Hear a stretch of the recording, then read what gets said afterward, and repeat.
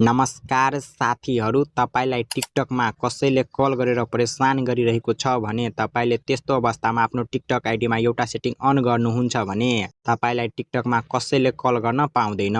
कसरी त्यो setting on गर्ने आज म तपाईलाई यो भिडियोमा सिकाउने छु। तपाईले भिडियोलाई स्किप नगरी अन्तिमसम्म हेर्नु होला भिडियोलाई। ल साथीहरु लागौ भिडियोतर्फ।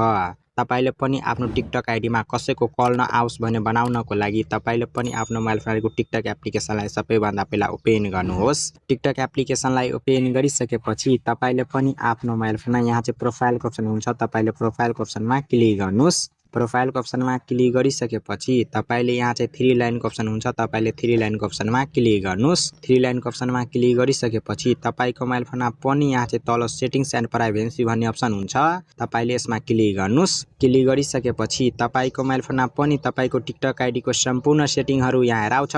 तपाईले पनि आफ्नो टिकटक आइडीको सेटिङमा आइसकेपछि तपाईले यहाँ चाहिँ नोटिफिकेसनको अप्सन छ नि, तपाईले यसमा क्लिक गर्नुस्। क्लिक गरिसकेपछि तपाईको मोबाइल फोनमा पनि यहाँ चाहिँ लाइक सेभ कमेन्टको अप्सन आइहाल्छ, तपाईले पनि आफ्नो मोबाइल फोनमा यहाँ आइसकेपछि यस कल गर्दै तल आउनुहोस्। तल आइसकेपछि तपाईको मोबाइल फोनमा पनि हुन्छ यहाँ चाहिँ भोइस कल भन्ने अप्सन, तपाईले यसमा क्लिक गर्नुस्। क्लिक गरिसकेपछि तपाईको मोबाइल फोनमा पनि यहाँ चाहिँ 3 वटा अप्सन आइहाल्छ, तपाईले एभ्रीवनमा टिक लगाएर राख्नुहुन्छ भने तपाईलाई टिकटकमा सबैले कल गर्न पाउँछ र तपाईले फलोवरमा टिक लगाएर राख्नुहुन्छ भने तपाईको टिकटकमा जति पनि फ्रेन्ड हुन्छ नि त्यो फ्रेन्डहरुले मात्र कल गर्न पाउँछ र तपाईले नो वनको अप्सनमा टिक लगाउनुहुन्छ भने तपाईलाई टिकटकमा कसैले पनि कल गर्न पाउँदैन।